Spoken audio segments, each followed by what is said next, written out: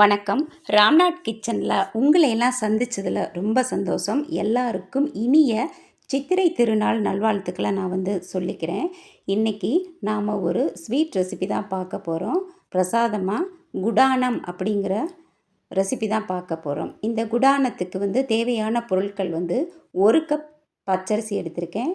3/4 cup நெய் தேவைப்படும். தேங்காய் பால் 1 கப்பு, காய்ச்சி உருக்கின வெல்லம் 1 கப்பு, பாதாம் முந்திரி நம்மகிட்ட என்ன நட்ஸ் இருக்கோ அதை எடுத்துக்கலாம். 1 சிட்டிகை பச்சை கற்பூரம், நுணுக்கின ஏலக்காய், இதுதான் நான் இன்றைக்கி எடுத்து வச்சுருக்கேன். ஒரு குக்கரில் அந்த அரிசியை கழுவிட்டு 1 டம்ளர் 1 கப்பு எடுத்துருக்கோம்னா 4 கப் தண்ணி வச்சு நல்லா 4-5 விசில் வச்சு இந்த மாதிரி சாஃப்டாக நம்ம வேக வச்சுக்கிறணும்.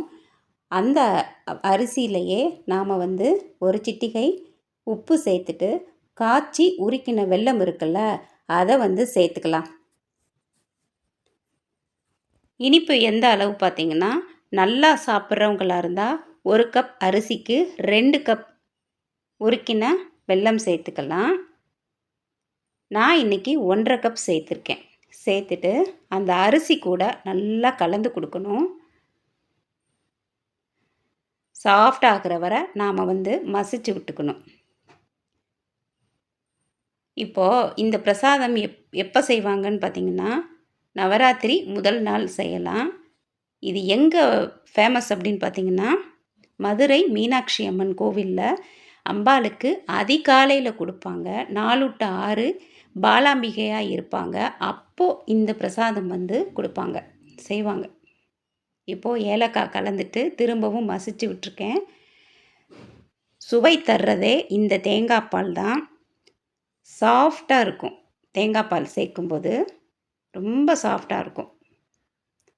நல்லா மெத்துன்னு வரும். அதுக்காக கலந்துட்டு மறுபடி கரண்டி வச்சு நல்லா கலந்து கொடுக்கணும்.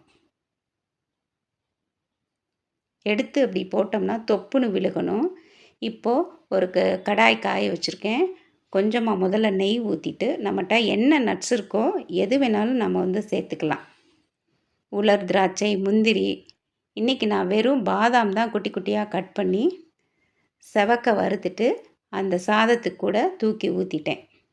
இப்போ கொஞ்சம் நெய் ஊற்றிருக்கோமா, இதை நல்லா கலந்துடணும். கலந்துட்டு கொஞ்சம் கொஞ்சமாக நெய்யை சேர்க்கணும். நெய் நல்லா சாப்பிட்றவங்களாக இருந்தால் பிடிச்சிச்சு அப்படின்னா 1 கப் அரிசி எடுத்துருக்கோம்னா 1 கப் நெய் கூட தாராளமாக சேர்க்கலாம். இன்றைக்கி இதுக்கே எனக்கு 3/4 கப் ஆகிப்போச்சு. இப்போ நான் திரும்பவும் நெய் சேர்த்துக்கிறேன். கலந்து கொடுத்துடலாம். பாலாவுக்கு வைக்கக்கூடிய பிரசாதம் குடானம் ரெடி ஆயிடுச்சு. ஒரு பவுலுக்கு மாற்றிட்டு மேலாப்பில் இருந்த நெய்யை ஊற்றிட்டு நல்லா ஸ்ப்ரெட் பண்ணி விட்டுடலாம். அப்படி எடுத்து போட்டால் தொப்புன்னு விழுகணும். அப்போ தான் அது நல்லா சுவை தரும். அவ்வளோதான். எல்லாருக்கும் இனிய சித்திரை திருநாள் நல்வாழ்த்துக்களை நான் சொல்லிக்கிறேன். முடிஞ்சது அப்படின்னா திரும்பவும் சந்திக்கலாம். தேங்க்யூ.